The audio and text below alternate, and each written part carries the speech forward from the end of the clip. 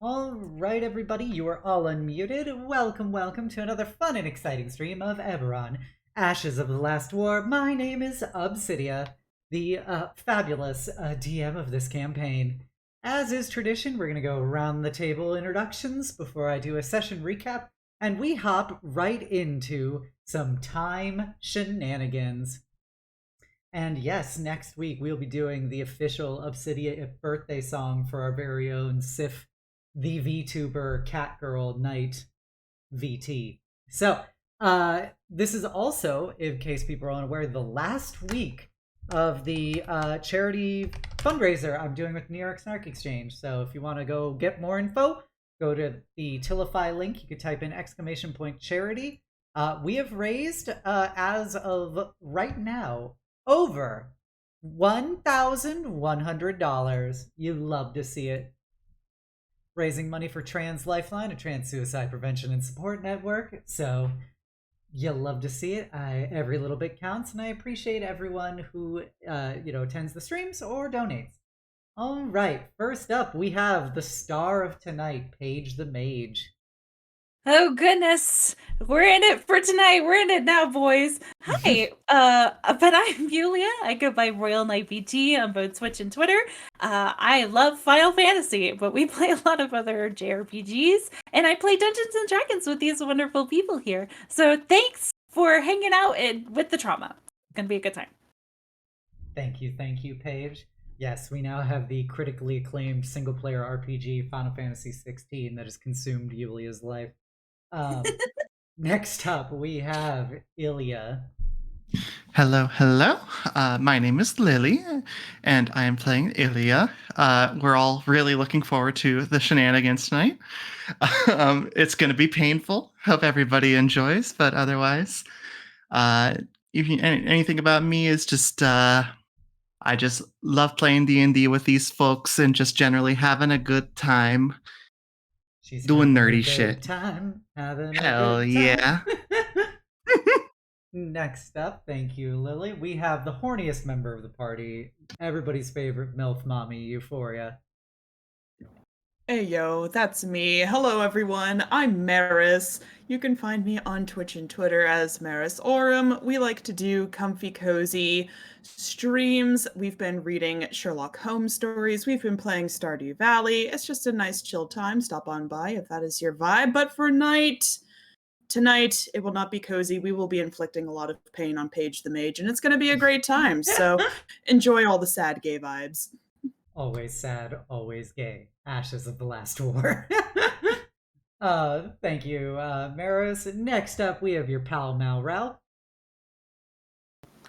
Hey, I'm Malrel, and I like playing Dungeons and Dragons. Never have truer words been spoken.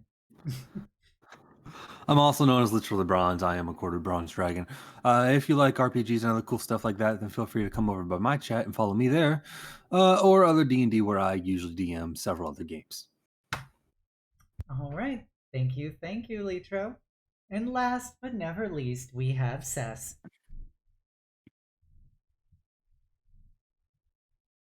Who's currently muted if they're trying to talk. I was. Get in here. I muted because someone came in my room. They're gone now. Hi. Apologies. Hey, it's your girl, Says. Played by real ass man knight Sif. Obs mentioned earlier, my birthday is next Sunday.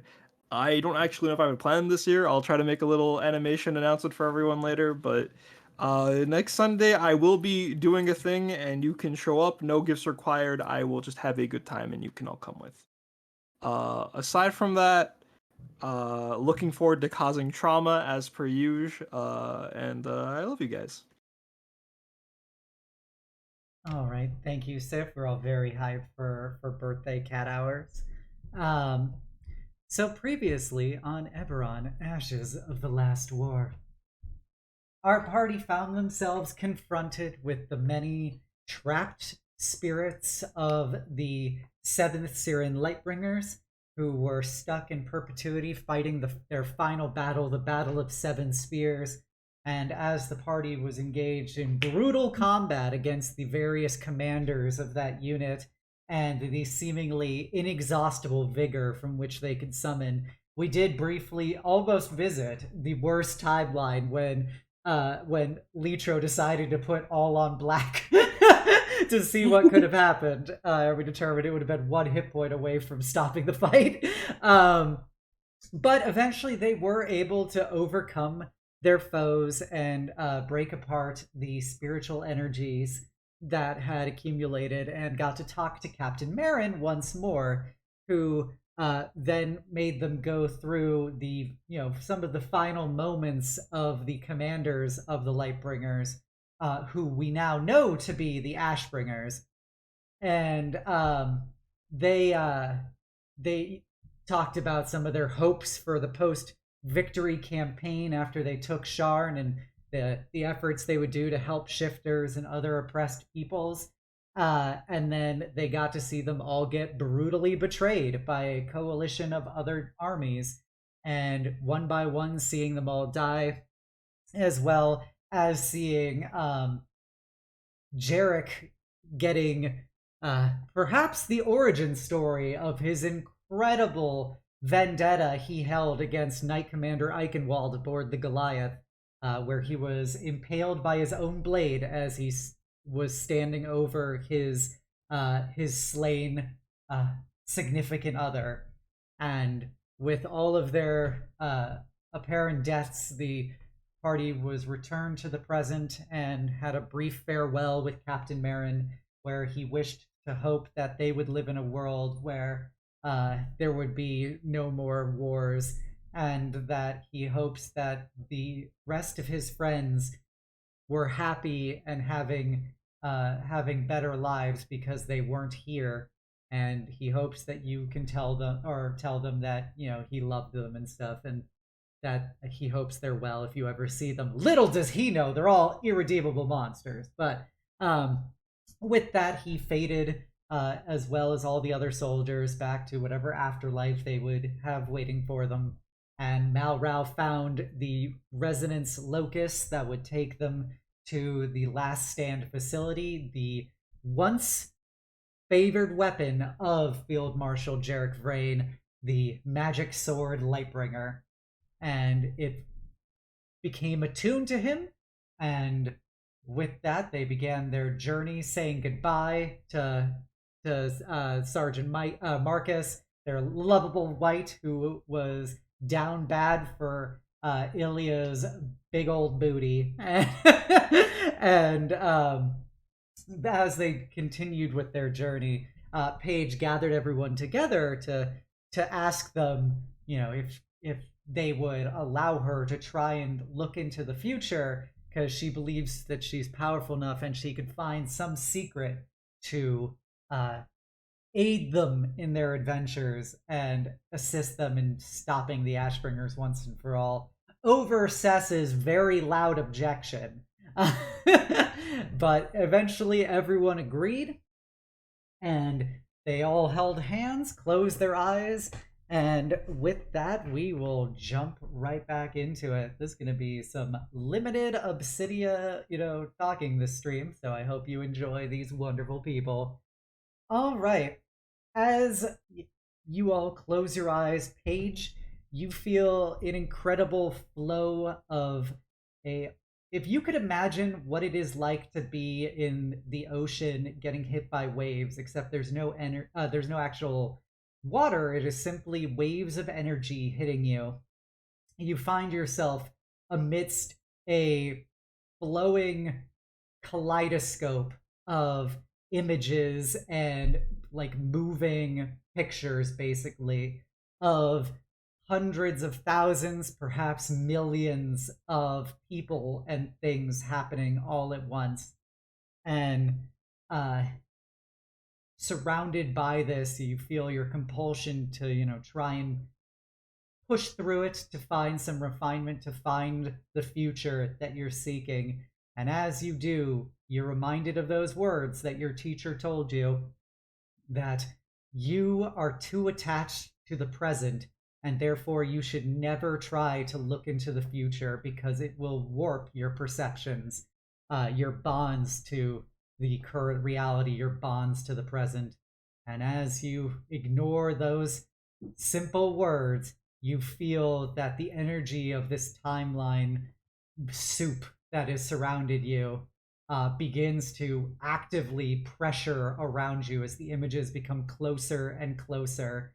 And you, even if you close your eyes, you can still see moving pictures of Pages and Cesses and Ilias and millions of other people going about lives looking similar, looking different, and it becomes nearly uncontrollable to the point where you lose your very sensation of self as the images start sticking to you and binding your skin and fur.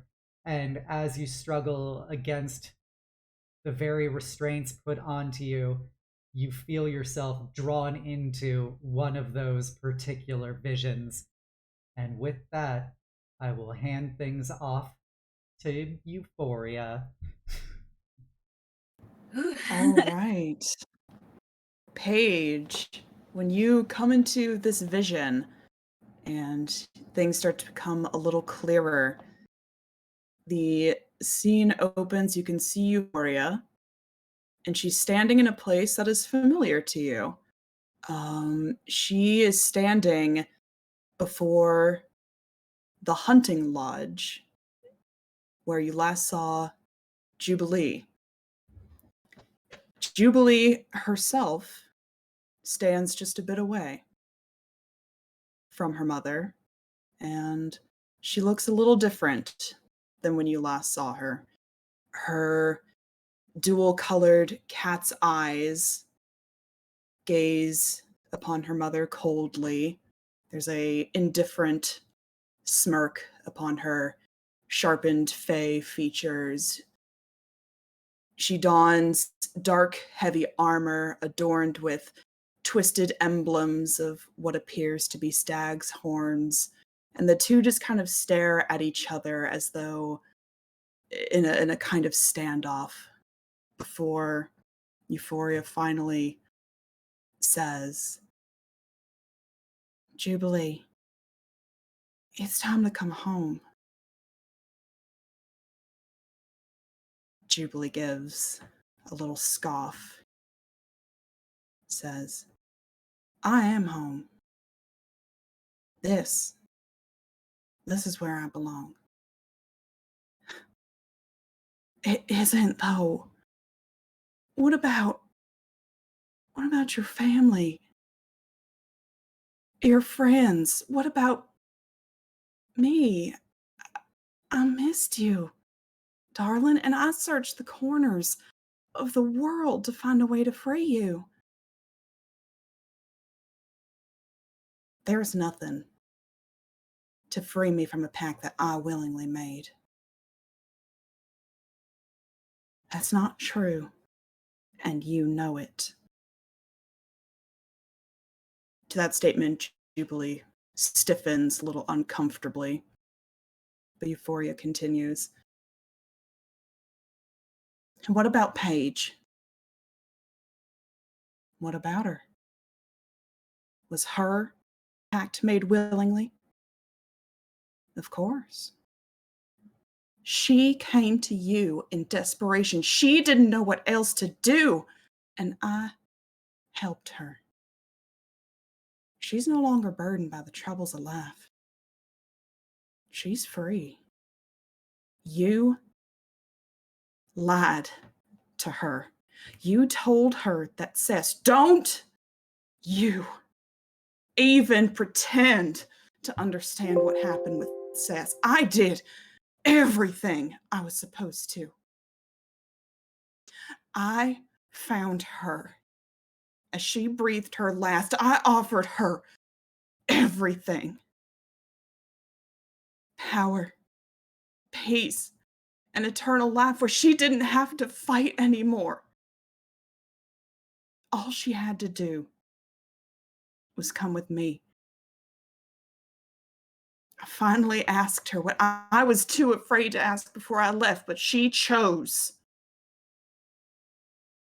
She'd rather die than be with me. But Paige understands that I could drag her sister back from the depths of the afterlife, kicking and screaming. But why would I do that? I'm done moving mountains for people who hurt me. What was it all for? Mama, what was it all for? If I can't use my power to save those I love, even now, I'm not enough. So I'm making a choice too. I'm staying. I'll serve Oberon happily, and I'll get stronger and stronger until. But Juby, baby, that's not living. I know you're scared, but I'm not scared. I'm an archfey, a powerful fey knight, commander of the Hounds of Oberon. Loving someone will always mean you're scared of losing them, baby. I know. I haven't forgotten your lessons, Mama. Love makes you weak, makes you stupid. People who love you will take advantage of you, chew you up, and spit you out before moving on to the next. But I was wrong. Juby, baby, I was wrong. It wasn't weakness to love your father, to love you or Maggie. I was scared. I was scared of being hurt again, and I didn't want you to feel the pain that I felt. I thought I was preparing you for a cruel world, but baby girl, there's so much good too, and you know it. Even I found someone who loves me, and I care a hell of a lot about her too, and you are such a hypocrite. You get to find love. You who denied me every chance of happiness. Juby, no. I didn't ask for any of this. I did everything to please you. I trained, I worked, I toiled, spent years protecting my charge, but the moment you suspected I had feelings for Kairos, you separated us because you couldn't handle the threat of gossip. You were more worried about your image, of Daddy's image, than you were of my feelings. But I didn't object when you signed me off to the adventurous life. It was probably just easier to cart me off and not think about me anymore. Daddy would have blown his stack if he knew I got a ring from Cliff to Orient, but I kept him at arm's length because I knew how disappointed you both would have been had I entertained that courtship. We only wanted what was best for you. I see the mistake now, all the mistakes I made. But you could have had something special. I didn't make you walk away from Cess. Don't you talk about her. She made her choice. And I made mine. You never let me make my own choices. You always wanted an advantageous match for your daughters. You should be pleased to know my choice may be the second most powerful being of the Wild Hunt. Juby. And I'm not giving that up. Not for anyone, especially not for you. Why are you even here, Mama? To save me or ease your guilty conscience? I made a lot of mistakes, Jubilee. I know I wasn't the mother, baby girl, but this ain't about me. You've got a life to live. I'll make you see reason.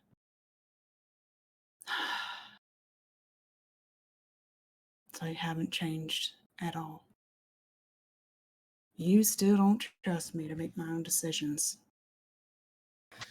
Let's get this over with. We'll see who's right. This is your last chance to walk away, Mama. I'm not leaving you to this fate, Jubilee.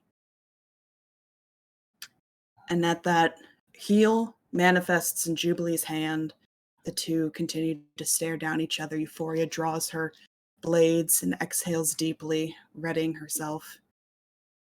Jubilee's massive hawk wings unfurl across her back. It appears to be a show of dominance, and Euphoria gives a nod to show her readiness. And in a flash, the single beat of her wings, Jubilee is upon her.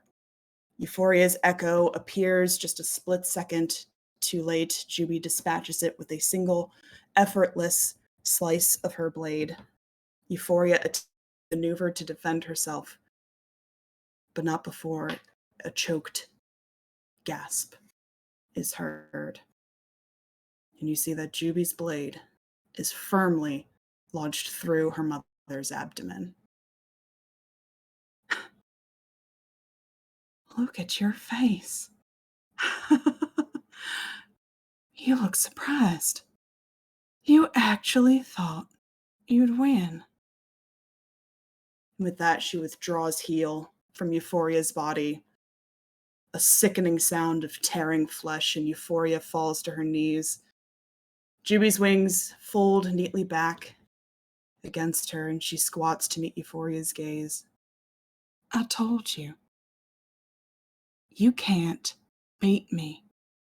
But you never listened to me. Just couldn't accept that I might actually be better than you.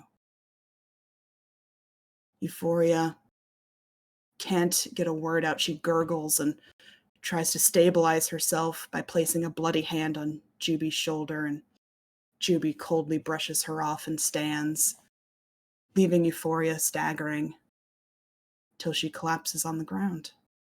She goes still. Juby turns to leave, but she pauses. She looks over her shoulder. Her eyes lock with yours, Paige. Huh. You've been a real nuisance. Which one are you anyway? Huh. Doesn't matter. So, Paige didn't tell you, huh? You gonna try some idiotic heroics too? You can't stop this. And you can't save Cess. So just get out of here. She'll turn, head back into the lodge, and the vision starts to fade away.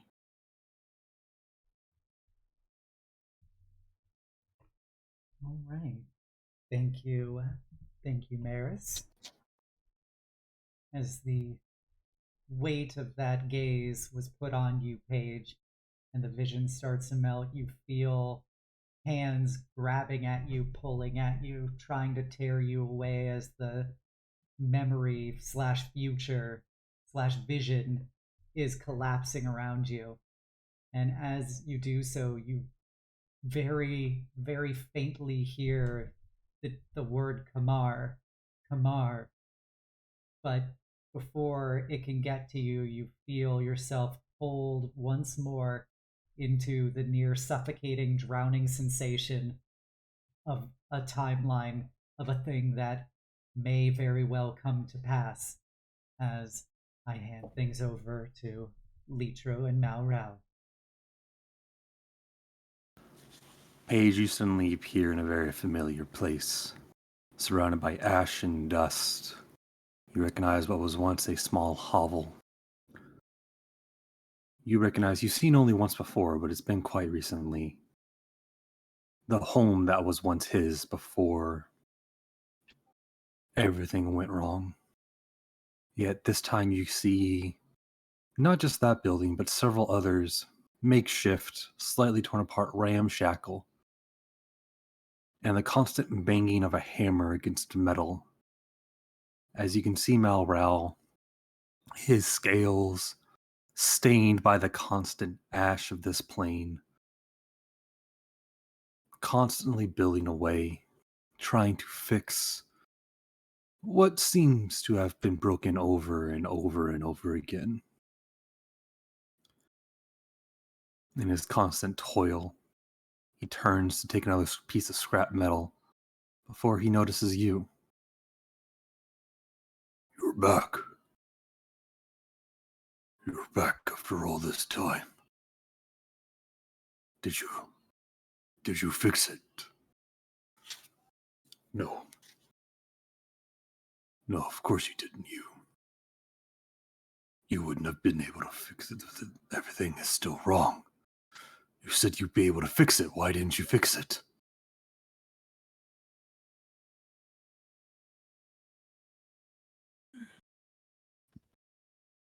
He's addressing that to Paige. Is that Yes.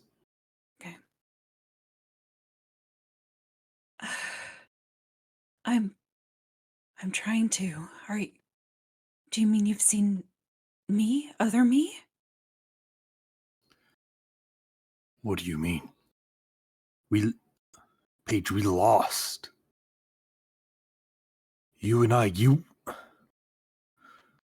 only we survived. Everyone else. You said you would go back and make sure it didn't happen.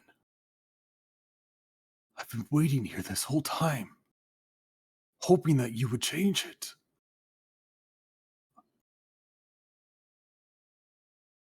I I'm trying to. That's what I'm doing right now. I'm trying to prevent it from happening. You said it wouldn't take more than a few seconds. That you would go back, make a few changes, and everything would have been as if it never happened. How long has it been? I don't know. They keep coming back, but not how you said. They're apparitions. They ask about you. They don't want to move on. They're still waiting on you. They're stuck here like everyone else, and I can't get them to move on because you said you would fix this. I can't do anything. And every time I'm close to where I think I can get them to move on, it happens again, and again, and again. Everything is gone, Paige. You said we would be able to fix it, that you would be able to go back and change it, but everything is still gone.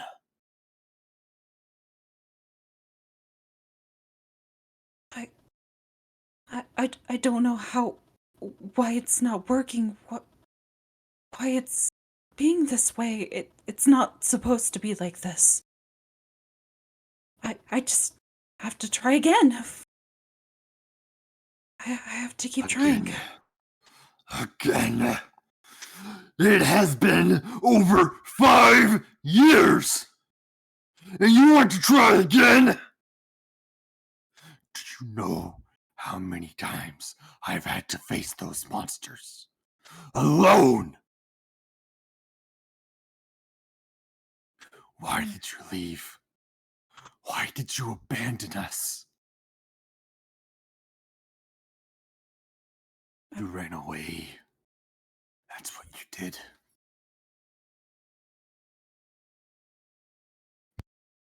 I'm so sorry, Melrose.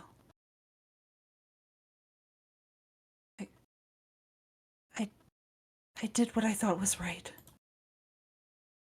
This is only one timeline. It doesn't have to be the right one. Everything is gone, Paige. They've won. There's nothing but ash. What are you hoping to save? You've abandoned this place. You left me alone with the spirits of our friends. Rather than helping deal with it then, you run to the past.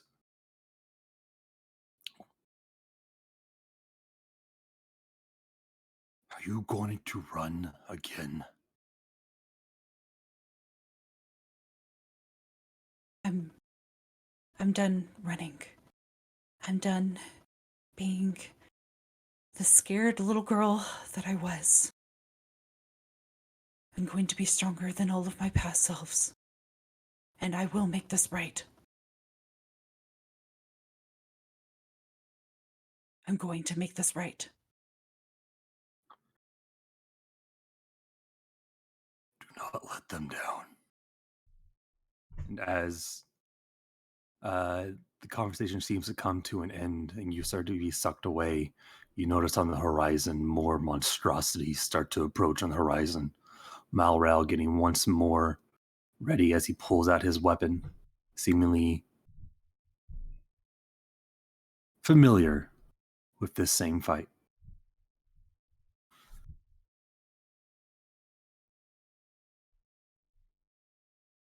All right. And as he rises to the challenge of a seemingly eternal battle, you begin to see it collapse as the abominations creep in closer, inhuman grins stretching across their all too human features. As you feel the hands pulling at you once more, going, Kamar, please, Kamar, as you then find yourself once more blinded in a seemingly impenetrable blackness before you find yourself almost unceremoniously flopped onto a vista of Ilias descripting. All right. So as you kind of take a second, reeling back from the immense pressure of the hands grasping you, you find yourself in a very familiar place, just overlooking the lower district of Sharn. You see a bustling neighborhood filled with smiling faces and shifters and all sorts of people that you do know, and kind of just going about their days. Nothing seems to be too terribly wrong. At this point, you see Ilya wearing a warm white dress, noticeably a different one than usual, and she is in her spring form. As she goes ahead and kind of walks through, you see she's got a large basket with a bunch of cloths folded over it, and just is walking about with a big smile on her face. You see her waving and smiling to the people as she crosses the streets, uh, giving them a little bow and a nod, just showing a display of affection towards all the different people of Sharn. At this point, she makes a turn down a street, and along that street you see a bulletin board that has a bunch of different wanted posters for many different people. A lot of them are ones that you recognize from your time in Sharn as cold cases that have never been able to come back. Taking a closer look, one sticks out to you as you notice it has no picture or drawing of the person. It states, Wanted, Sharn kidnapper still out on the loose. If you have any information about the curse of the rhyme, please alert local law enforcement. At this point, Ilya takes a turn and walks on into the same grocery store that we had visited when we were spending our time in Sharn. She goes to the back of the store, picks up a bunch of things. You notice she takes some pasta, puts it into her bag, some sauce, other seasonings and stuff. You notice that it's a lot of groceries, like a lot of groceries. And just the whole time, she just has a smile on her face. As she goes to the clerk at the front of the grocery store, she speaks up and says, "Oh, good afternoon. I hope things have been well. I know it's been a few weeks." Hey, Miss Ilya, always good to see you. You know, I see you're a big eater. You got a lot of friends. Oh, of course, of course. No, Jubilee is coming back tonight, so I'm making sure to welcome her right. Uh, I know this is an important point for you, so I just also wanted to make sure to let you know every chance I get that Paige and Seth have been doing lovely. They're off adventuring most of the times, but I'll be sure to let them know to stop by next time. Oh, it's so good to hear that your friend's coming back. I remember that little whippersnapper with her little horns and her fancy sword. But I'm glad to see she's coming back. You know, but I'm glad Seth and Paige are doing well, doing the hometown right. You know, we all rooting for them. You know, they're our treasured ones. You know better than anyone, Ilya. No, of course. I mean, ever since that we were able to kind of settle down in the upper district, it's been a lovely time, but still have to make ends meet where they are. But just it's so lovely, and I'm so happy to be able to enjoy Sean's company at the best of my abilities. Hey, we're always happy to have you down here, Miss. You should tell, next time they're in town, they should come by. I got this new pizza I was trying to make them, but it is what it is. But we miss them. Always happy to see them. So y'all come down here. We go to the bodegas. Everybody's gonna be taken care of. We'll make a whole little party out of it. Oh, that sounds so lovely. I'll be sure to try and check on them so that way I can try and figure out a time to give you enough prep, you know? It would be lovely.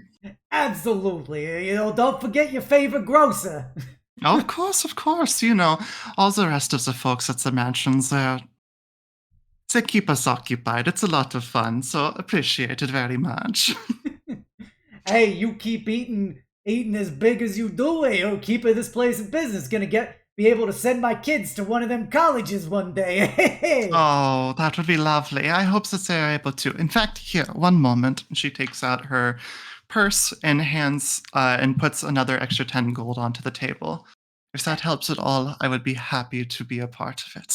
Oh, you're too kind, Paige. I mean, you're too kind, Ilya. You're too kind. Hey, how about this? He takes out some baklava and puts it out Oh, for you. oh, that is lovely. Thank you so much. I know the really kids should. loved it, so. Mm, of course, I really should be heading home, so it's got to take some time to get the pasta ready. Hey, of course, of course. You have a good night. Tell everybody I say hi, and I hope you're doing well. Very much so. I will be sure to relay the message.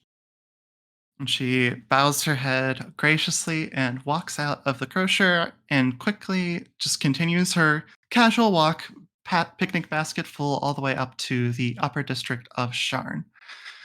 She kind of walks along for a little while, and you see her take a turn into what is a modestly large mansion. As she kind of walks through, there's a fountain in the center and just kind of makes her way up to the door and opens it and then closes it on the other side.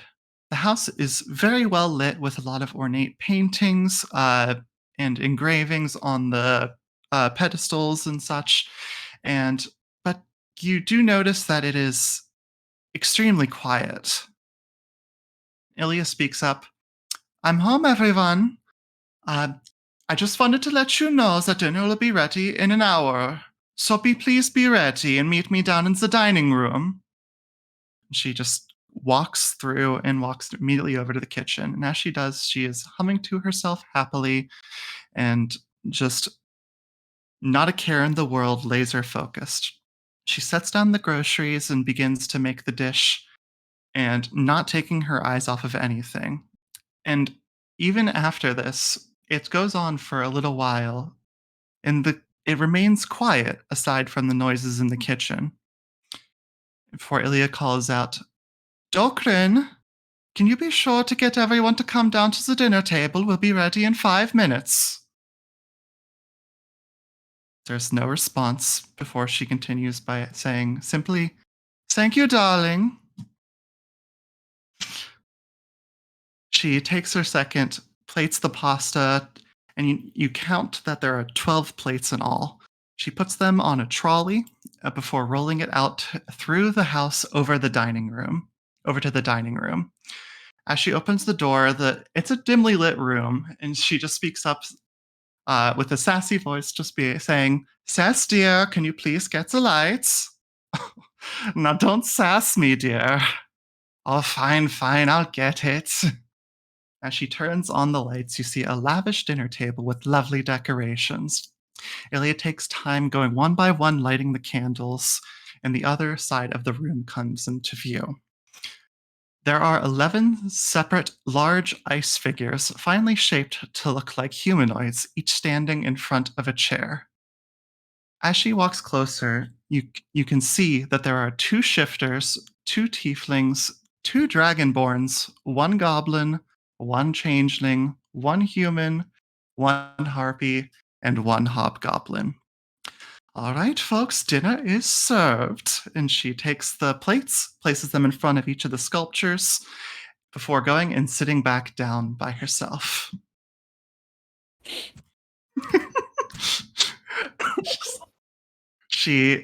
As she sits down, she looks over at there's a tiefling one and a shifter one sitting right next to each other, and she says, "It's so lovely for you two to join us once more, Jubilee and Cess. I know you had a busy few weeks running down those baddies. I'm glad that you were able to come home safely and enjoy Mama's cooking once more." "Oh, goodness, that sounds like a right mess. Please be more careful next time." Continuing, she looks over to one of the Dragonborn's figures. "Oh, Dokrin, you're sitting next to Euphoria. I'm so glad that you two are able to get along, my little sweet peas. It means the world to me to have you both here together. I've never felt more loved in my life." And she just kind of continues going on, talking to each of the different figures. "Kaishen, when you have a moment, can you run out and get some paints? I would like to do some painting for later. I have a bit of a spark of inspiration. Oh, Malral, have you talked to Snow lately? I know you guys got off on the wrong foot, but I truly think it'd be a fabulous relationship to foster. I'm sure you can teach him many tricks, and he can teach you some too. I just want to make sure that the family gets along as swimmingly as possible. Oh, and Lily, by the way, do not mind the dishes. I'll go ahead and clean up. You deserve some relaxation after all that you've done for us. I know Paige is looking forward to you joining us for this evening's book club.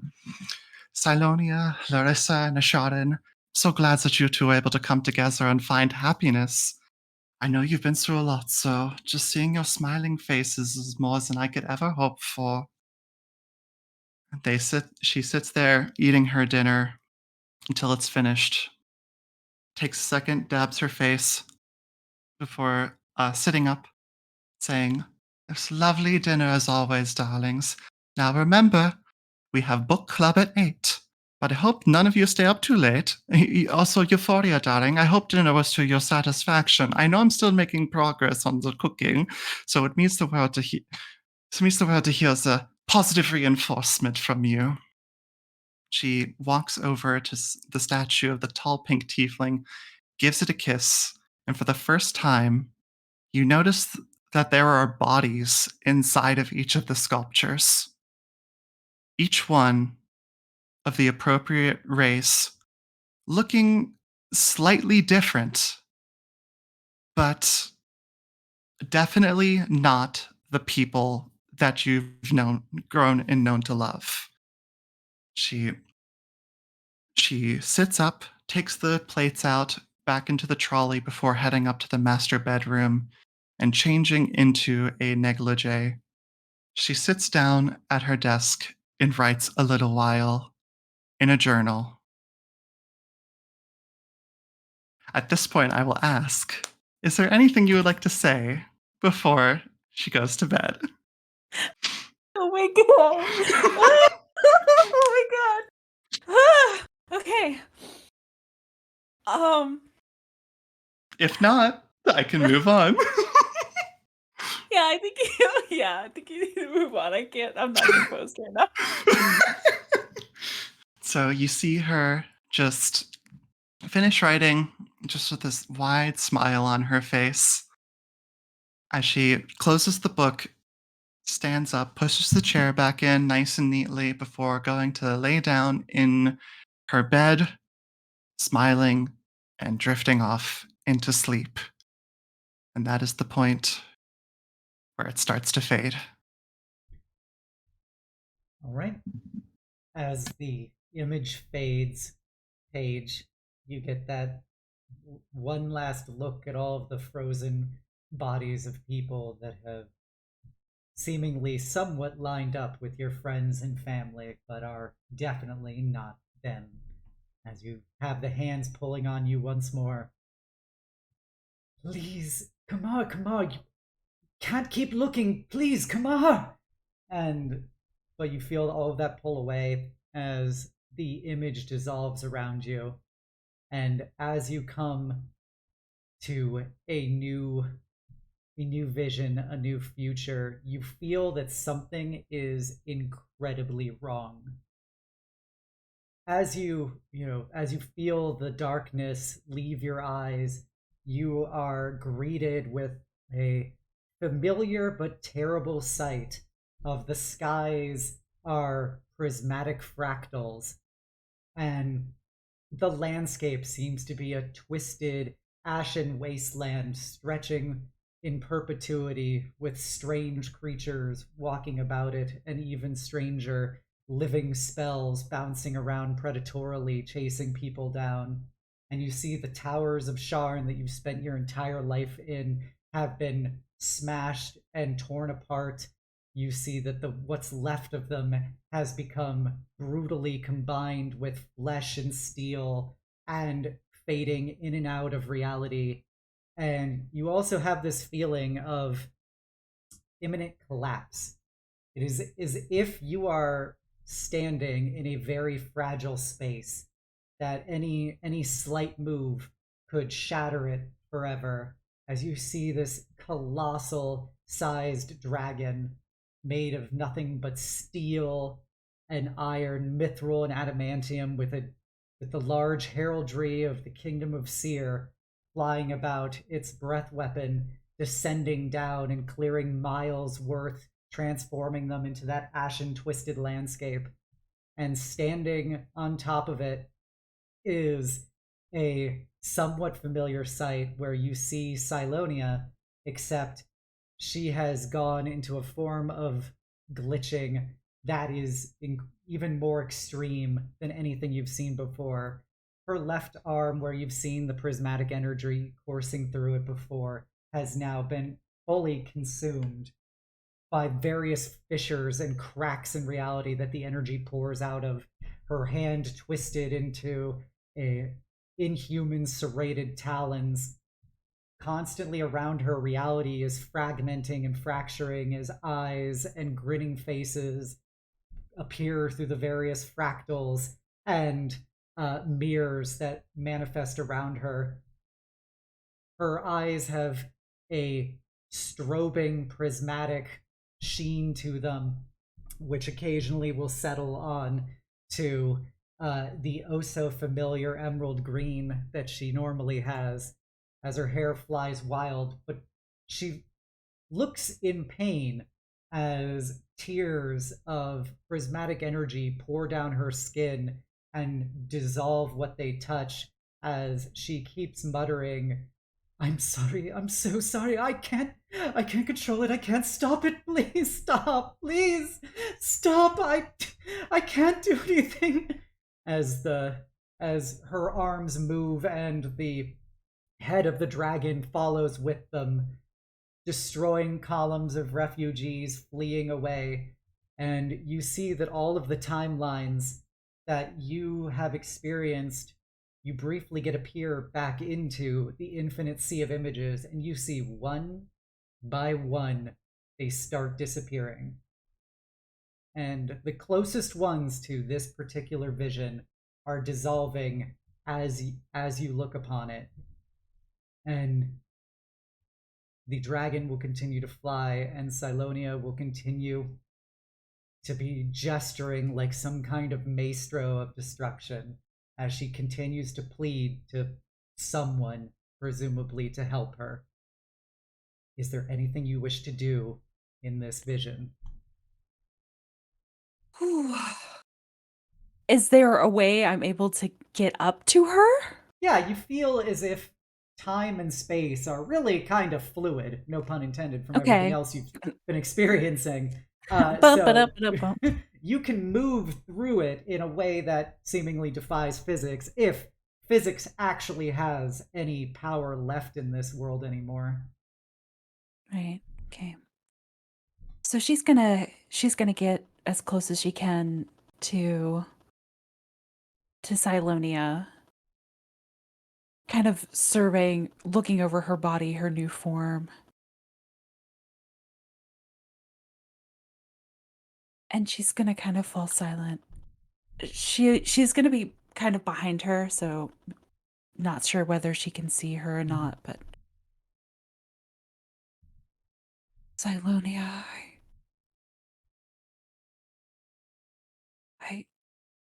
I didn't know this would happen. This isn't right. This is not how it's supposed to end. You can fight this. You can. She's gonna kind of come behind her and wrap her arms around her from behind. As you do so, you feel the, if it is your own skin at this point, and metaphysically speaking, just begins to fractal and turn to small dust in the wind as you touch her, as you see her kind of flash through her own body, making echoes of herself as she looks upon you with 100 different eyes through various portions of reality. And she continues to cry as her eyes go wide, looking at you, and go, Paige, you're still alive, Paige! Please, please stop this! I can't do it!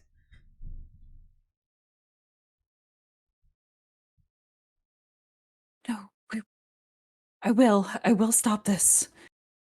It's not gonna be this way. It's not gonna end like this. I promise you, you're going to be fine. I can't control it, Paige. I've tried, it won't let me. And as she, like, puts her hand on you, you see whatever temporal fabric is keeping you around just begins to dissolve as it is seemingly shattering whatever timeline you are from.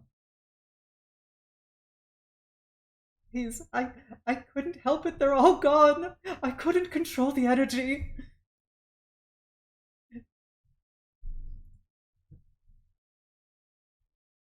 How did this happen? What what caused this? I don't know. I don't know. It's just, I can't help it. I can't help it. It's a part of me. I keep trying and trying. And as she kind of like throws down her hands, you see just a massive blast wave of energy course through, shattering the spires that was Sharn. And it's just, it's something, it's me. This is me. This is what I truly am. Please, Paige, make it stop. Make it stop. I don't want to hurt anyone else.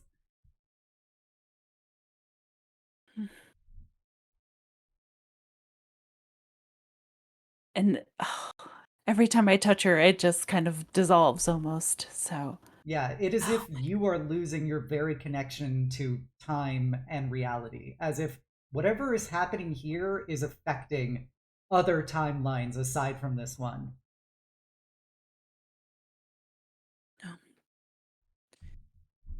I have to make this right. I just hold on a little bit longer. I'm going to fix this. I'm going to be better. You won't suffer anymore, I promise. Please don't leave, Paige. Please don't leave. I don't want to be alone anymore. I don't want to be alone. And as she says that, you feel the hands appearing and pulling at you, trying to get you away from her, as you are being torn out of this reality as best they can, as you hear them say, come on, please. You can't stay there. It will ruin everything. Please, come, just come out of there. And is there one last thing you wish to say before you were forcibly torn away from this reality? Yeah. She's going to kind of reach her hand out, trying to resist the hands at first. They continue to pull at you, and they look kind of familiar now that you see them. They Some of them are scarred, some of them have broken claws, etc., but they look very similar. You would know it like the back of your own hand as they continue to pull you more forcefully. Wait. Me? Is this me? Kamar?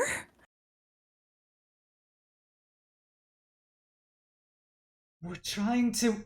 And with that, you feel just one titanic pull as you are put back into the blackness once more. And finally, it gets passed over to Sif and Cess.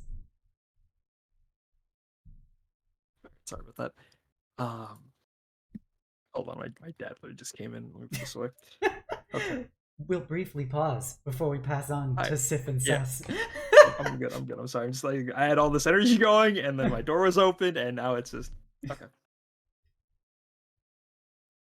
Paige, as you come to, you land flat on your keister inside of a large ceremonial hall decorated with red and gold, lit only by these torch scones to the sides of the room. As you look up the hall, not too far from you, is a throne. On either side, on one side, Kai Shen, another Larissa, and they look rather different aesthetically, but you can tell for sure it's them. They check off the same way in your head. But in between them, the one who really gets your focus, who enraptures your attention, is this woman clad in black armor, wearing a mask in the shape of a cat, like Bastet or something. From the shadows, immediately before you can respond, these golden chains fling out, and you are cuffed, and you feel your magic power limited, drained, and Kaisha and Larissa immediately draw weapons at you before the woman in the middle raises her hand. Kaisha, take your unit and add to the patrol today, please. And Larissa, I don't want any distractions. Tell Lily to hold a feast so the men are occupied. Is that understood? Taishen will salute you as he nods, and Larissa gives you a very, uh, you know, kind of silly wink as she nods. You got it, boss. Good. I've spoken. As for you, and then from the shadows, a hobgoblin clad in dark black clothing approaches the woman and hands her the chain binding you. You were to come with me. And she pulls on your arms, the chains on your arms, and beckons you to follow her. What is this? Who are you? She doesn't speak, but she leads you down into a series of tunnels, going in winding directions that make it nearly impossible to remember the way you came. If you have anything else you want to say while she's leading you on, go ahead. She'll try to struggle against the chains, and I don't know anything about this. I haven't done anything. Who is this? He doesn't respond, and as you're led into this one final tunnel, sloping upwards, goes on and on and on until you reach a door. As she swings it open, it reveals a messy but still beautiful study with a balcony overviewing a series of mountaintops and campfires, There's there's a cork board covered with people and information, crosses over words like Boromar. Familiar sights, a pastel painting on the wall that seems to glimmer and change shape every time you look at it, and a familiar black cat playing with a ball of yarn on the bed. The woman kicks a chair over to you. Sit. Will you tell me what's going on? She holds the chain up and just says sit once more. She'll take a deep breath and reluctantly sit down. She takes another seat and sits across from you, holding the chain under her foot, and then she reaches over and grabs a guitar, puts that at her side, before taking the mask off and saying, You don't really know what you're doing, do you? And I'm gonna update my reactive and put the art channel so people can see. As this person, incredibly different from how you recognize her, but you know in your heart of hearts that it's Shawnee, that it's says a little off, but it is your sister in some way, shape, or form.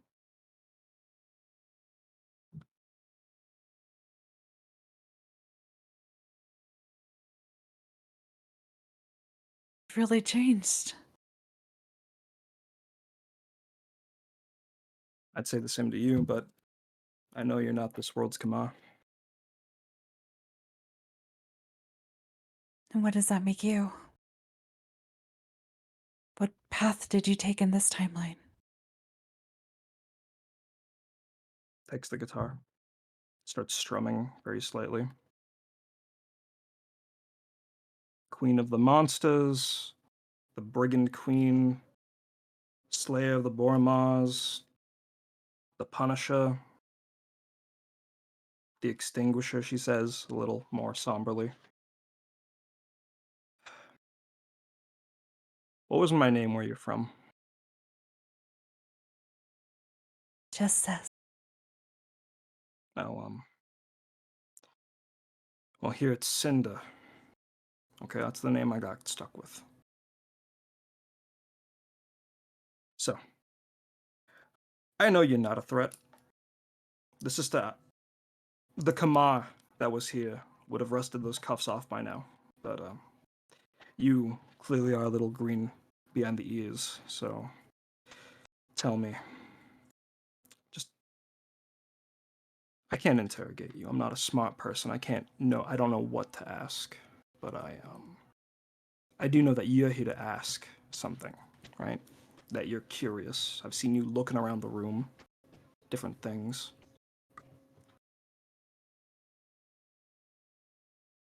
So go ahead. Shoot your shot. Ask a question so I can figure out what the hell you're doing here. I'm trying to think things right in my own timeline. But you, where I'm from, said you weren't going to make it. What did you do? How are you alive? When you say alive, the guitar is strummed one note out of tune and she just puts it to her side and looks at you. So, just me then. You're not concerned about how Ilya is in this timeline, Euphoria, Malral, yourself. Of course. No, But of course I am. But you came here asking about me. You want to make things right. What is right in your eyes, huh? You want to prevent something that's going to happen? I do. I need to take down the Ashbringers. The Ash? I'll ask about them later, but you want to make a plan so that things go exactly the way you want it, right? I do, yes. And if you see anything that's wrong that you can't agree with, you'll change it, right? Even if it's someone else's decision? Someone else's fate? I have the power to make it right. I want to do it. Power, yeah, power. You sound a lot more like Jubilee than yourself, but you want to come up with a plan where things go the way they want to, right? Where your sister lives and no one has to die but no one can make the decision, right? You get to make that call, right? You get to make the big plan, right? With your power. I'm just trying to help. Help. Help the same way you wanted to help me. The same way you wanted to help Shani. The same way you wanted to protect her and coddle her and deny her, ruin her, get her killed. No. I would never. You know, that wasn't just a conjecture. I'm speaking from experience. Look at me. Actually look at me for once. No initial response, no twist that this is your sister. I mean, actually look at me. And if you do decide to, focus in, use your arcana and magic and, your studies and your eyes to look more closely, you see hints of celestial energy at first, but they're muddled and almost sort of like disgustingly mixed with necromancy.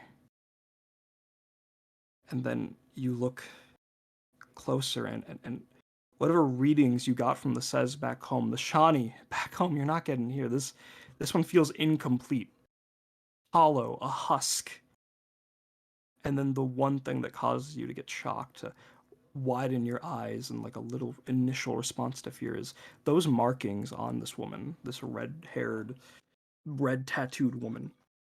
That isn't ink. It's blood that emanates a very similar energy to someone very important that you all met back home. The speaker.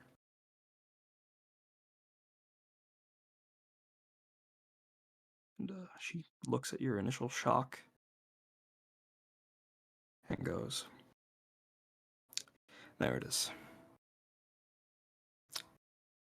The fear, the realization that your sister ain't exactly who you thought she'd be. You didn't spend a whole lot of time with yours either, right? Tell me, do you hate her? Are you afraid of her? No, I'm not. You're so certain about that.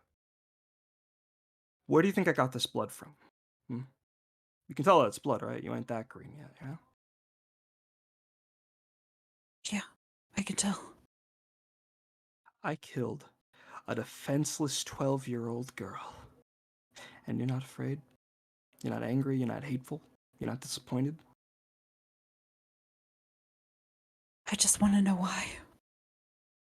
It was your plan. All my life, I just wanted to support Boldre. When Mom and Dad, when they were killed by the Boromas, you and I had to get separated because no one could take care of us. There was no work that a teenager could legally do to pay for a house. You got to go off and live in a dormitory, and I settled for being a sister at Boldre. But that light in me, that God-giving hope, wasn't Boldre. Right. And we were so certain, after a few quests, talking to Ray and eventually the speaker, that it was the Silver Flame, that I was finally gonna find my fate as this righteous paladin. But things kept getting worse. I kept going down, and you looked ahead.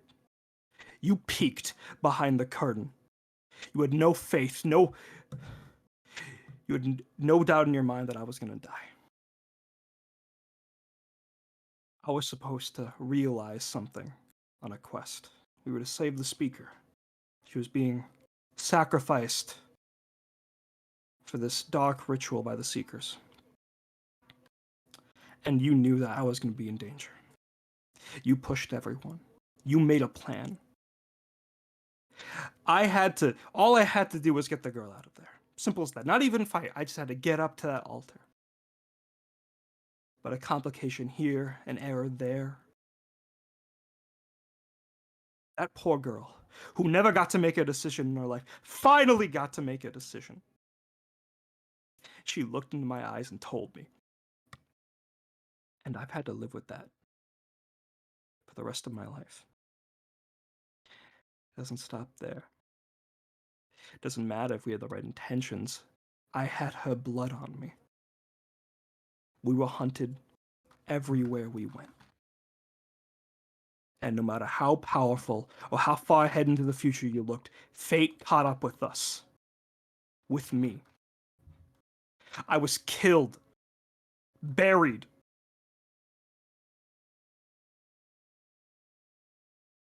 And the god that I got my power from, my oath, my faith, I met her. Look at me. Take a wild guess, huh? 'Cause it's not Boldre.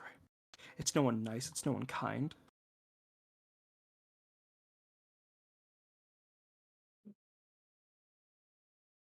Come on. I know you're smart. You have to know at least one. One that might have mattered among your journeys. Yes, but why? What? Why? I don't know. Okay? Bigger plans, bigger picture that I was apparently a part of. But the lack of participation, fine. It's the Fury. The Dark Six. I know they're not bad. I mean, half the monstrous folk here who work for me know they're not bad. But they're not. They made an oath with me. I made an oath with them. I get to come back, finish things, make sure that you guys got your endings, be your meal ticket. But I wouldn't get to come back. Not in a way that mattered. Shawnee stayed buried in that ground that day. But me, Cinda, I'm just her regrets, her unfinished feelings. I exist because of you.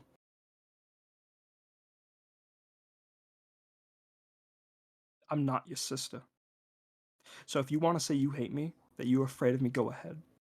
I'm just a balled up feelings in a empty husk. No, I don't.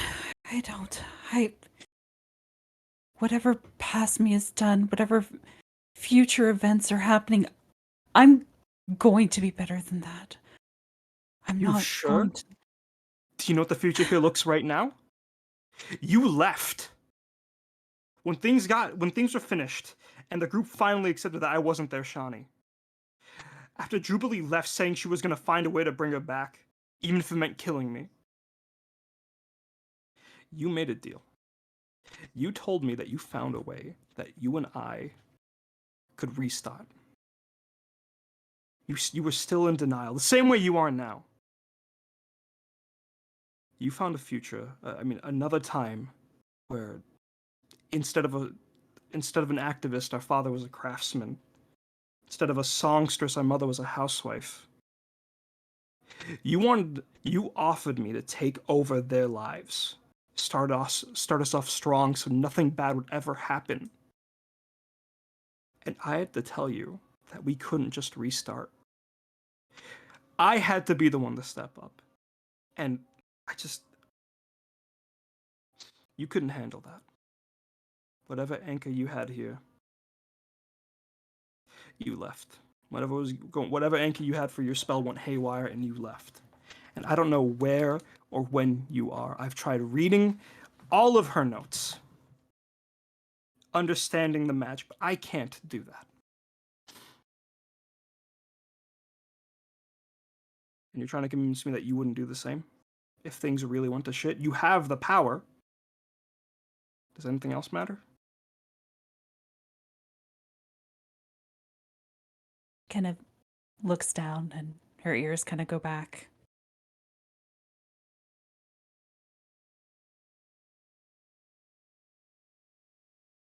Can't say that I would do anything different.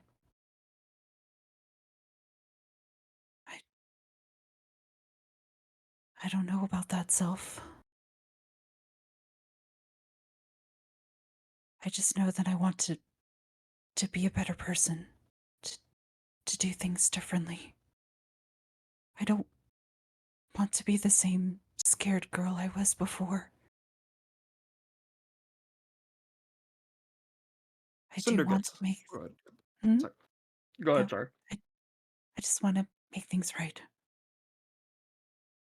With you and with everyone.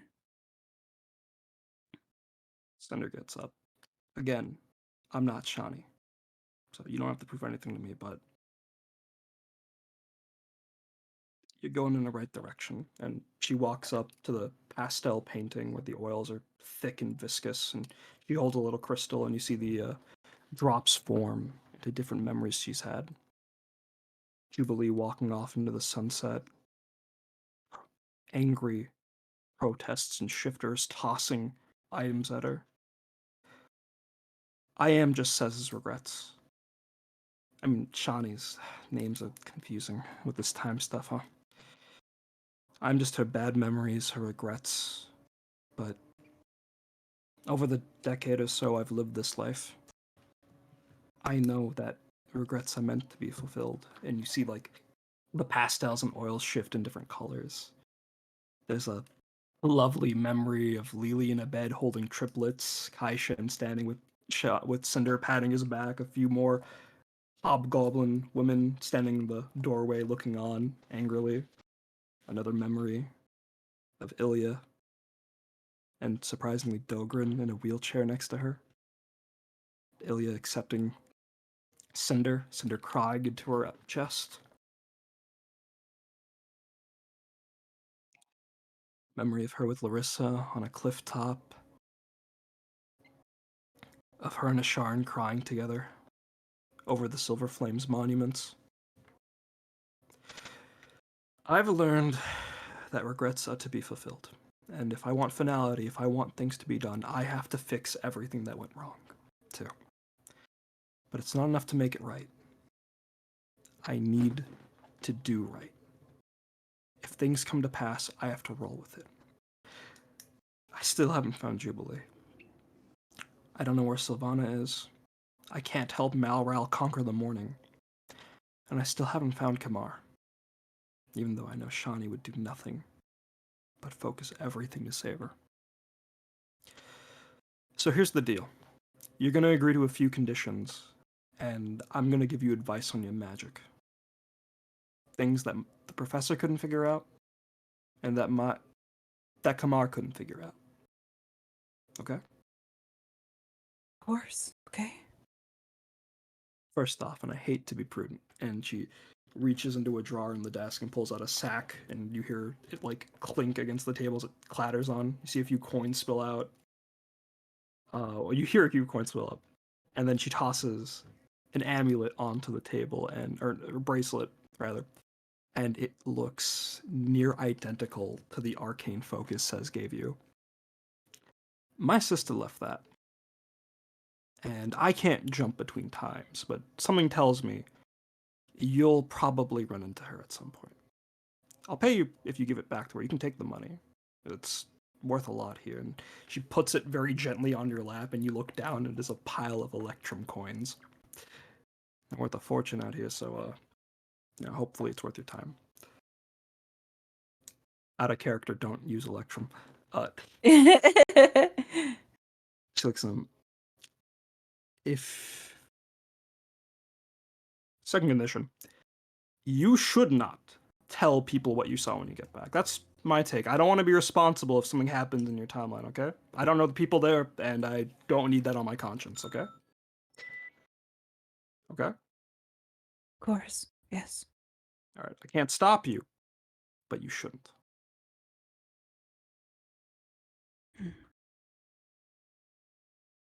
Finally, this. Whatever happens in your timeline, whatever you can't prevent, whatever your sister becomes, promise me you'll accept her. What? I just, my reception wasn't really warm. People weren't ready to see a dead girl come from a grave. It was hell for me, and I'd rather you guys not go through that.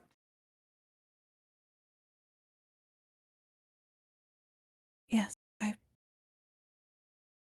I will. You, you're still I my don't sister.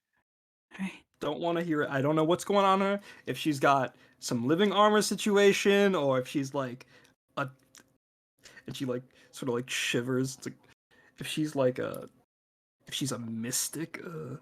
But just promise me, okay? I promise. Okay. She kicks the chair up to you and sits across from you, holds, and, reaches and covers your hands and where the chains wrap around them. What's the basis of all magic? Basis of all magic? Yep. Everyone who can cast magic uses it. Doesn't matter if it's divine, arcane, some other third thing I can't come up with. I mean, us? Sense of self? The gods, the hearts, there's people argue about it all the time. Well, I think I have a good answer. It's will. Faith, willpower, whatever you want to call it, but everything starts with an initiative. The desire to protect, to help, greed, lust, anger, satiation, whatever you want to call it, it's will. The same way I will for my strikes to hit harder, the same way you will for time to be different. It is will. Something that your professor could never figure out, and neither could you. I deserve a Nobel Prize for this, but listen, those anchors you guys rely on, right? Those objects? Mm. They're not the actual anchors, right? Right. It's the feelings, the bonds, the way you hop from time to time. That faith, when you see another mean another time, you're able to go there because we love you. That's all your magic is, a leap of faith. And as she lifts her hands up, you've been absentmindedly playing with your hands this whole time. I mean, you kind of can't do much else. But you notice the chains have rusted and started crumbling apart. Yeah. Mm-hmm. Now, I can tell things are tense where you are from back home. So, but I do know to really, so I'm going to help you out. I'm going to jumpstart your feelings on this, right? Your faith, your bonds, okay? I'm going to share a moment with you, okay? And you definitely can't share this with anybody, okay? No, I won't. Takes both your Just between us. hands. Oh, good. No, just between us. She takes both your hands and she looks into your eyes. Anything else you want to say before?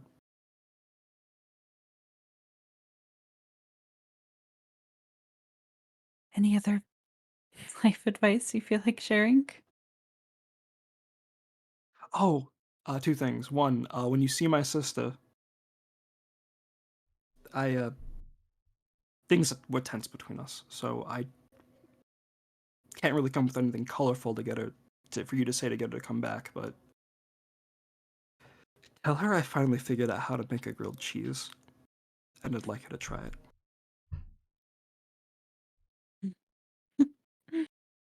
And as for life Okay. advice, just don't forget.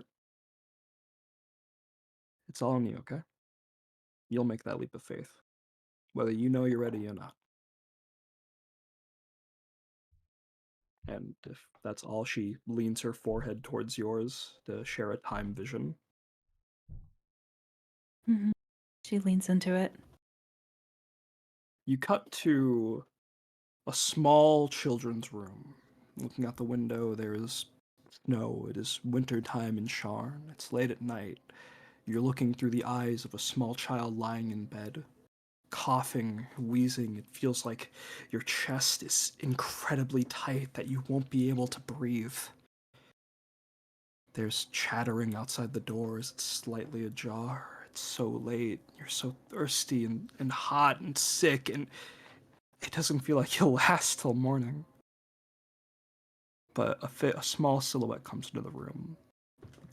And even though the style's a little different, it is a small toddler page carrying and dragging a small little bunny plushie.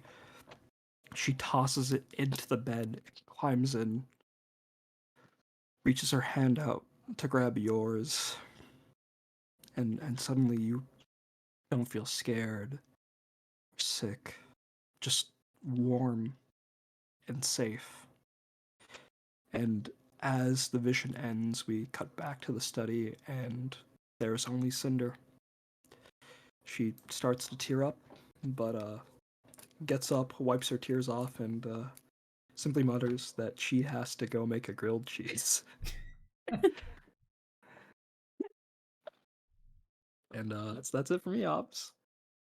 And with that page, you feel the arms pulling out as the vision begins to shake and tremble as they grab you much tighter this time, and you feel a near overwhelming compulsion of magic and a temporal bubble forming around you as you hear them say, "Stop, Kamar, just stop, please, just come with us."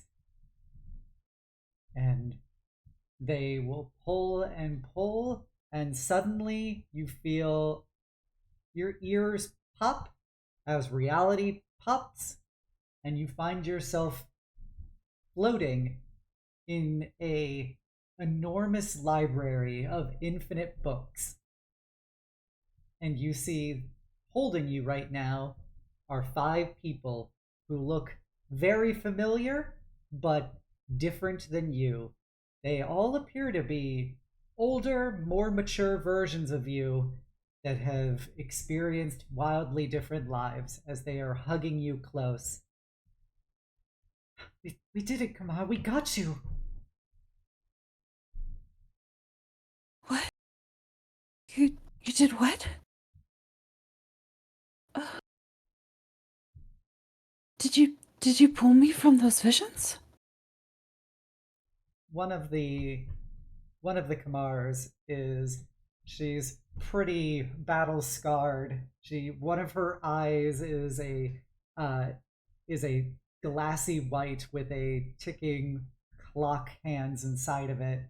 Scars covering her face. One of her ears has been flipped down as she smiles and goes, "Yes, we were able to get you out of there. We knew that potentially we all know what happens when you do that, and we were trying to spare you some of that."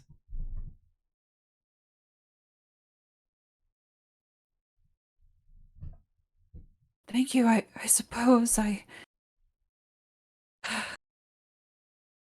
guess I really am not strong enough yet to do it myself. They all kind of smile and give you a reassuring hug as one that is, she looks like a feral version of you. Like her eyes are much more intensely predatory.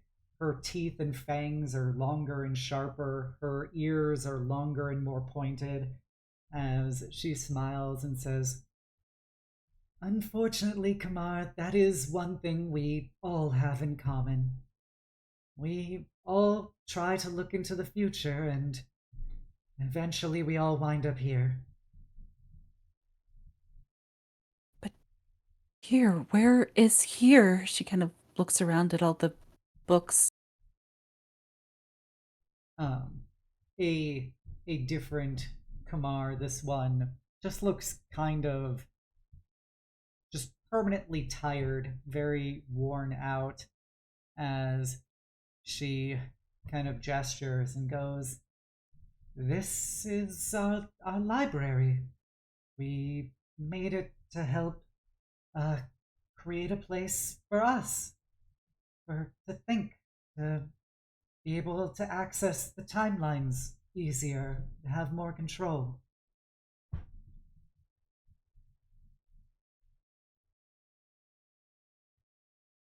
What am I doing wrong? Why is it why is all of this bad things happening?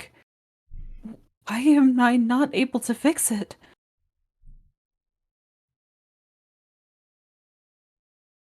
chairs of like comfy cushions begin to manifest underneath you as the pages sit down. And one of them, who she looks very worn and bitter and scarred, and she goes, I I wish I could tell you. I wish I could tell you. We There always comes a point when a chronothurge Kamar will try and look into the future to figure it out, and that's when we realize that it doesn't work. It just doesn't work. There's no point in trying it. Every bit of future knowledge is useless. And another Kamar, this one seemingly a bit more high-spirited compared to the others goes. But that's fine. That's all right, because we figured it out. You just have to find a way to be able to go back into your own timeline and change what happens, and then you can get them to listen to you. You can get them to understand that you knew what was better, and then you can fix it. We just haven't figured out how to fix it yet.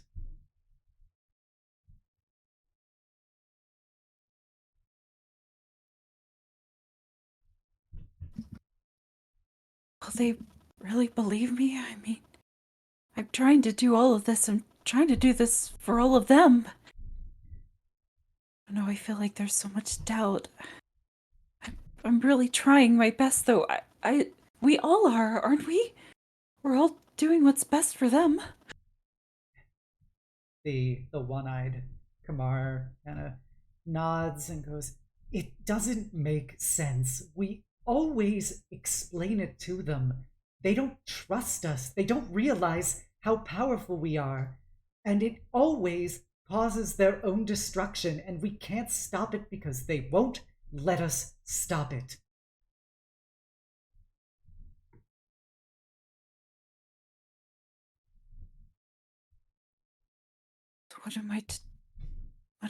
What should I do? If I can't convince them, if I can't do it on my own, then what good is time magic if it's not gonna work? It will float over and kind of give you a hug and lean all of their foreheads against you. If they don't listen, you know you can always come here. We can work on it together. We can figure out how to correct that timeline.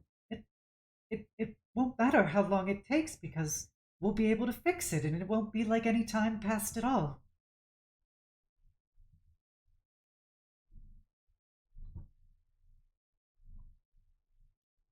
I see. That as long as it would fix it, I don't see why not. I mean, especially if we made this place, it's incredible. I never knew I could do this. They kind of smile a bit as they, kind of look at you, and they go, "There's one thing I wish I could have told myself, which I you are far greater than you give yourself credit for.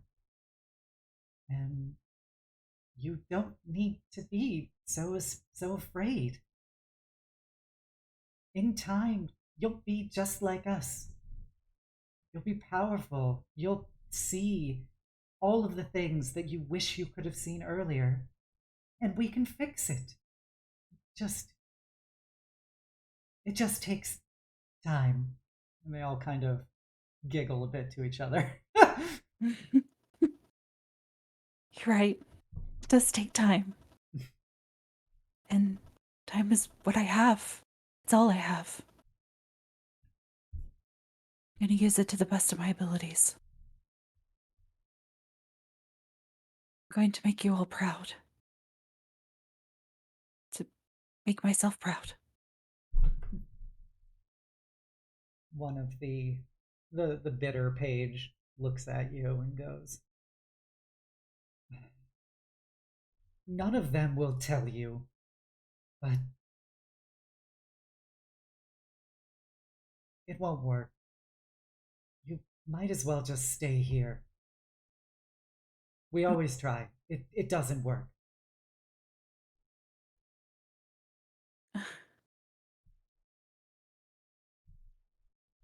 I'd be doing my friends a disservice. I'd be doing my sister a disservice if I didn't at least try.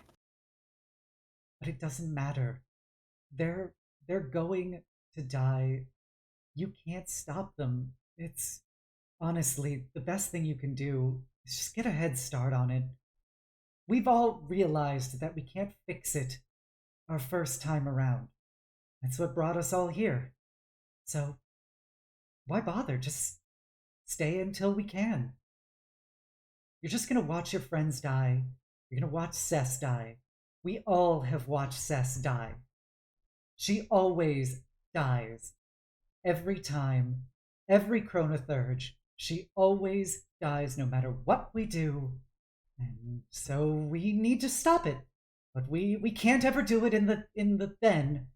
We can only do it in the now, which will be the then of the past.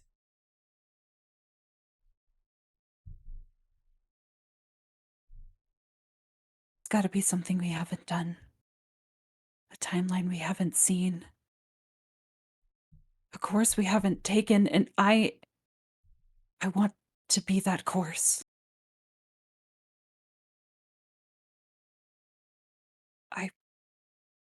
I want to be confident in myself. I'm not going to doubt myself any further. Not anymore. One of the very tired, very sad-looking Kamar looks at you and goes, you know, we've been here a long time. We've seen so many variations. I'm sure you've likely wound up in our own timelines. What could you possibly do differently than we have? We've all seen it. We've all done a different path. We've all tried to cheat it somehow, and it never works. And so that's why we leave. What do you have that's so great that's going to be different than anything we've tried before? She kind of pauses for a moment before she looks down at the bracelet that Cess gave her. I have will. I have a stubborn and beautiful sister. I have a strong and courageous Malrel. I have two beautiful mother-like friends, Ilia and Euphoria. I have Silonia. Everyone who's been encouraging me and pushing me to do my best. I have them, and I have me. And I know I can do it.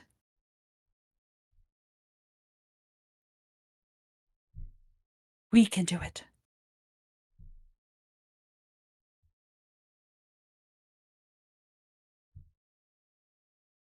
They look at each other and kind of, there is less of the consolation you've been getting up to this point and more of just kind of a look of sadness and concern. And like, the one-eyed Kamar looks at you and goes, you know that it's going to hurt.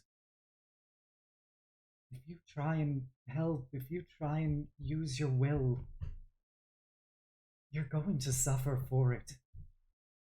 As she kind of gestures to all of her own scars and her missing eye, The more deeply we care, the more we lose to try and save it. Are you really prepared for that? I am.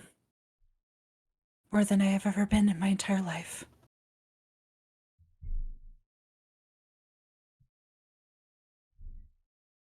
I am. Whatever happens, I'm going to make it through. We all are. The feral Kamar kind of looks at you and goes, I wish I was that confident when I was your age. I wouldn't have made that pact.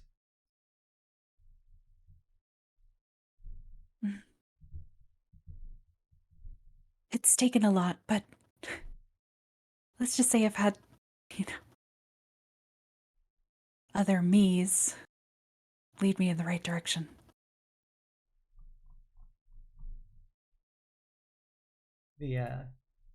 The more upbeat one kind of looks and goes, Is your Cess is your Shami still alive? She is, yes. All of them look sad. I'm so sorry you're gonna have to go through that.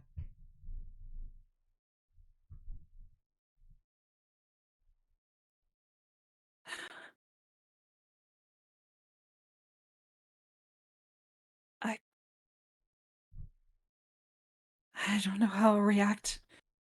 I feel like I'm prepared, but at the same time I'm not. I don't want to lose her. More upbeat one kind of looks sad for a moment as she goes, We know. I wish I could have handled it better. I tried too hard to keep her, and all that I was left with was a hollow shell, a mockery of everything that she used to be. And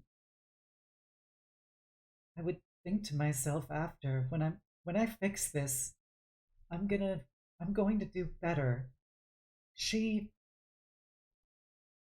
I need to be able to save her. I can't allow her to become something simply because I want to keep her around. I, I don't know if you'll have to deal with something like that, but I hope you realize how precious she is, but you can't make her what you want her to be.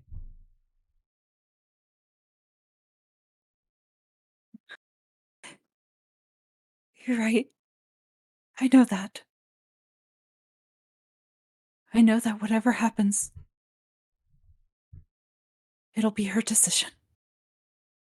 It won't be mine. I'm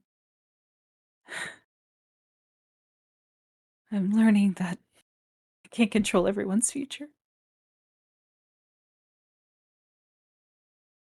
They hold you close again.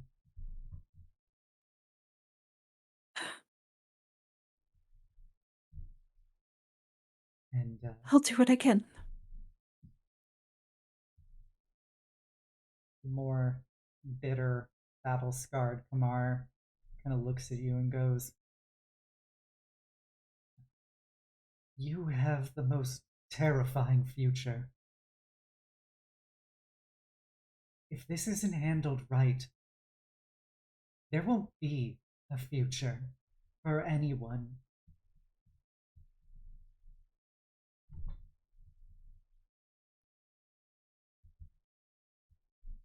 Then I'll just have to make it right.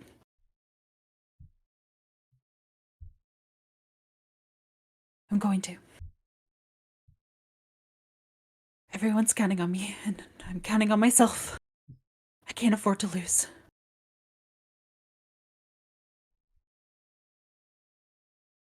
The the or the feral Kamar kind of nods and goes, um, have you been able to find Juby yet? Jubilee? No, we tried to be in contact with her a couple times, but we haven't been able to do so.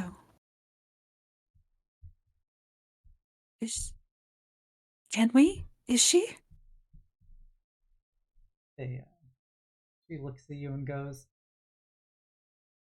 I hope that I know I know you're not going to tell them what you saw, but try to please help Euphoria be less stubborn than she is now. It won't work. What she has planned won't work the way she is. She has to do it better. She has to be better. She has to be the mom that Jubilee always wanted.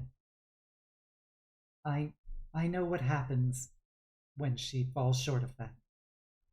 As her longer, almost fae-like cat features kind of droop.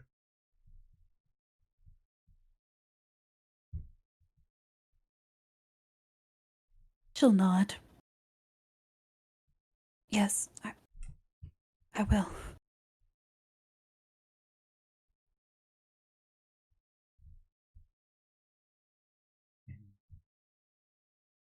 They will look at you once more, and the one-eyed Kamara will go,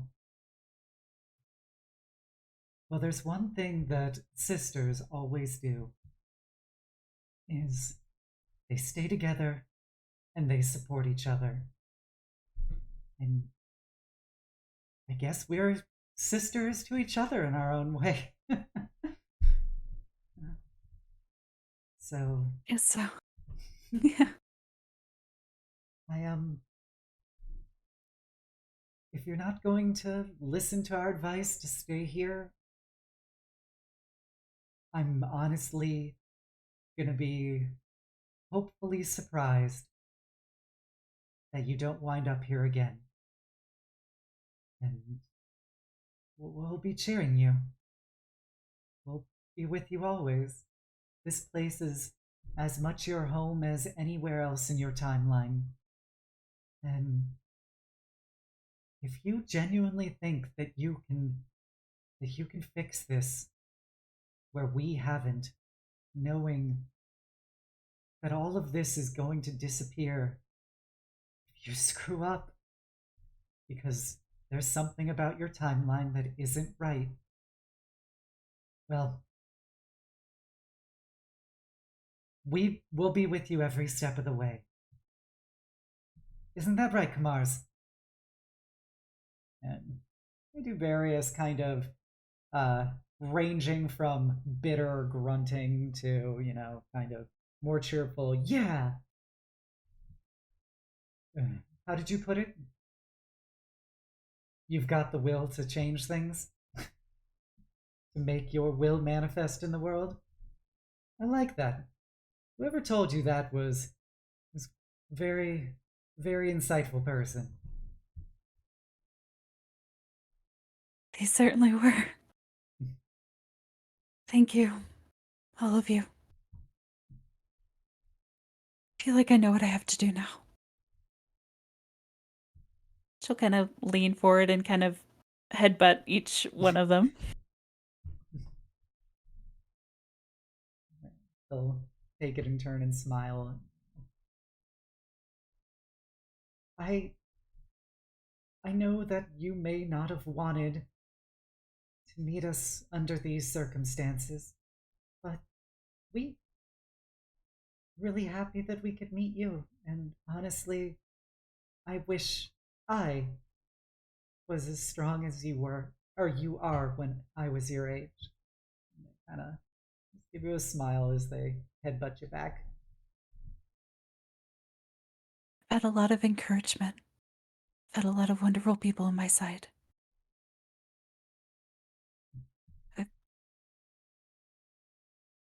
I'm going to be a better person than what I was. Not going to be afraid anymore. Maybe I'll see you again. I don't know, but if we do, it'll be on good terms.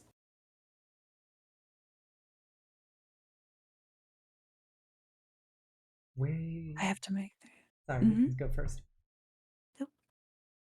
I'm ready to go back. All right. We are going to leave a bit of ourselves with you to help just empower you. We want to see you succeed more than anyone. Will you accept us? Yes, I will. And as they put their hands on you once more, you feel a vast temporal energy descend inside of you as you feel years of experience, tragedies and travails, loves and hopes pour into you. And it's invigorating. You feel so much more in sync with time itself, as if you now know how to view the stream correctly. And each of them fades a bit as they smile, and you feel their hands just push you gently, and you feel the very thin membrane that was keeping you here just ever so slightly snaps, and you find yourself sitting amidst a circle of your friends in the middle of a magically corrupted hellscape. And everybody, as you open your eyes, you look at Paige. She looks a little differently than she did before. How would you describe yourself, Paige? Right. So, coming out of the dreamscape, she looks a little bit different.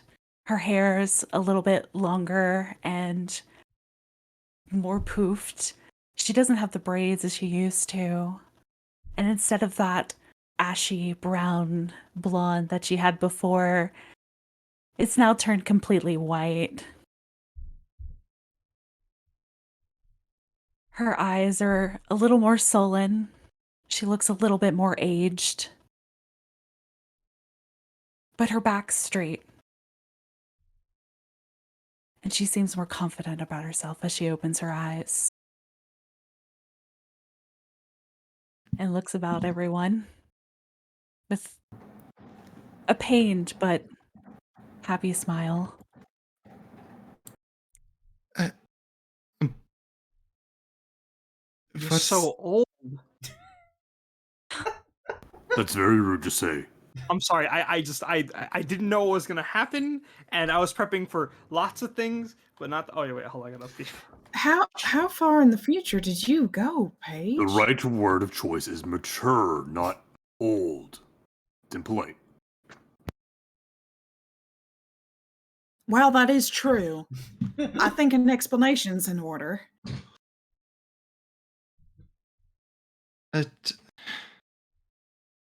I mean, it's a good look. How long were you gone, Paige?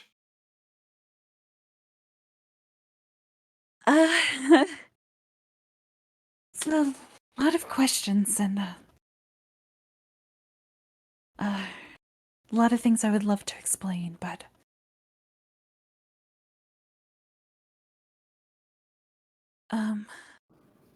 I think I found the answers I was looking for. Malbrow kind of like elbow Cess. This means you're the younger sister now. A white hair does not mean age. She has proof now. God damn. So, does this look come with, I'm guessing whatever happened that you can't tell us about made you stronger? Mm, more knowledgeable, I suppose. I mean, those words are kind of synonyms for you, huh? Yeah, a little bit. Hmm. I feel different, but at the same time, not really. Does it look strange? Says reaches over and grabs your hands. No. You look, I mean, you changed out of your school uniform, which was long overdue in my opinion, but despite all that, when I look at you, it's still you. Okay? I'm just happy you're safe. You look gorgeous, darling. Thank you. I feel good.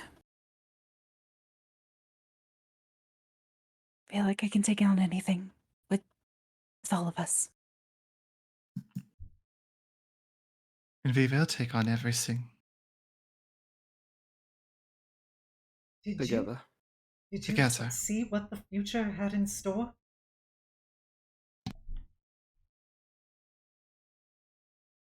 A lot of different ones.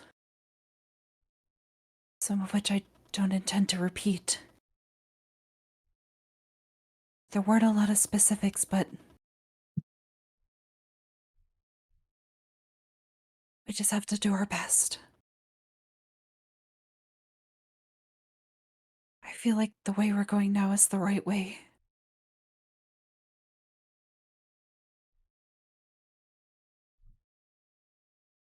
Just have to make sure to stick together.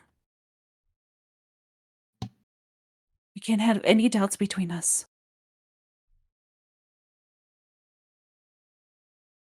If we're going to make this work, we have to believe in ourselves.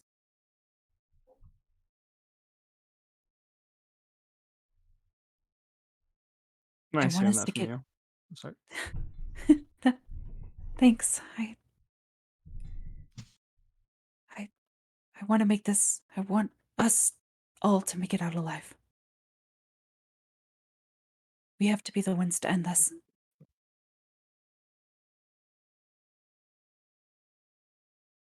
Well, what are we waiting for? I guess there's no time like the present. World's not going to save itself. Let's get to it. One thing. And Ilya's going to reach her arms around everybody as best as she can. Is just going to try and pull everybody in for a head touch hug Let's circle. go. Yay. The group head rubs. You all feel the incredibly uncomfortable static coming off of Silonia. It's our static now. Our static. Malrel just, as everyone's being hugged, Malrel just stands up and everyone's lifted like a foot off the ground. We're all here. And we will all stay together. And we will all find out how to greet the next day as a group.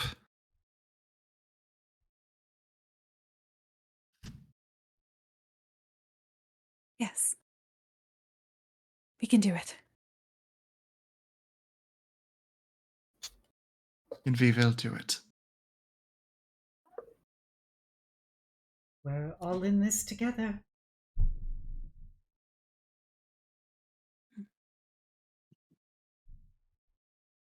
Can we get out of this hug now? Yeah, we should get going. I don't think I can breathe. Just pressing the wrinkles out of her jacket. Gotta look cool. Yeah. I would gladly have continued the hug for minutes. But if you all want to leave, then fine. I mean, I can walk and carry all of you like this, but... No, I'd like having my own sense of autonomy. Mm, But yeah, you guys wish to hit the road again? I do want one little convo with the sister before Okay. I'm assuming we're ending. Very soon, yes. While they're starting to walk, grabs her sister by the pinky and pulls her aside real quick. Huh? I'm sorry for objecting before.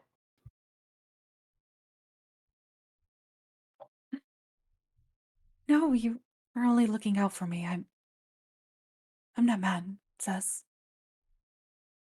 It's You're just Hmm?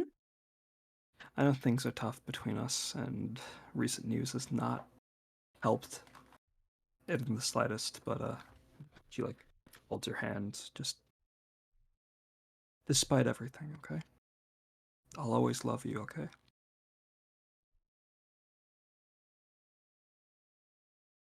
I love you too, Sus. No matter what happens. And they share one last head nuzzle before forming back up in the group.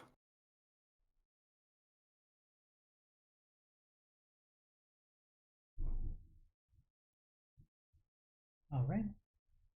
As you guys continue off through the wasteland, you, after many hours of walking, you eventually get to the ashen sands turn into a sea of bones, stretching in perpetuity as you see small crab-like creatures of flesh and steel skittering about on them, carrying chunks of flesh, chunks of metal, as they all lead towards an enormous tower amidst the sea of bones.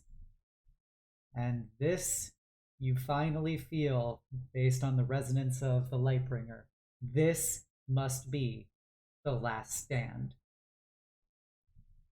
And as its enormous doors remain shut with a symbol of House Vidalis and a symbol of the Kingdom of Seer, we will end here for tonight.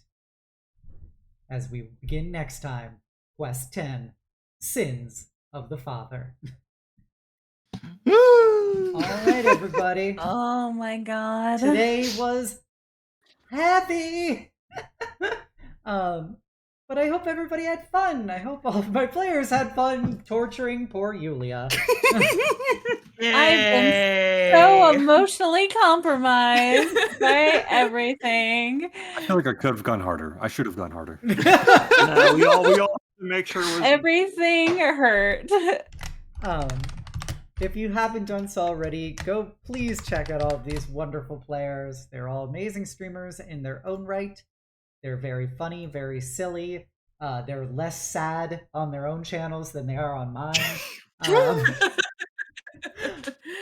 Also, if you haven't done so already, please go check out that Tilify under ! charity. We're raising money for this week is the last week for Trans Lifeline. We've raised over $1,100 so far. You'll love to see it. So please, spread the word, feel like donating, extra awesome. But otherwise, just happy to have you. I'll be back here with several of these people on Wednesday, where we're going to be doing the exciting, dramatic conclusion of our pirate adventures in Iron Kingdoms. So please feel free to come on by at 6:30 p.m. Eastern. And if you haven't done so already, please give me a follow here on Twitch, give me a sub over on YouTube, give me a follow on Twitter, and you can join my Discord, the Eternal Citadel, and be a part of my incredible community. We are going to go raid a very cute tiefling, Calliope, Eolande. She's playing literally the greatest game of all time, Metal Gear Rising. So I'm presuming it is her first time, and she seems to be adequately pulling the appropriate number of anal beads for it. So let's go send her some love. And yeah, we'll see you on Wednesday. Have a good night, everybody. Let me type in. Not yet. Not yet. We're not in bye phase yet. I forgot to type in the name of the person. No. No, we missed time to buy. No, they're gonna know we're all fakers. There we go. Alrighty, we got 7 seconds before we go. Alright, everybody. I hope you have a great night. Bye. Bye. Bye. If everyone's fine.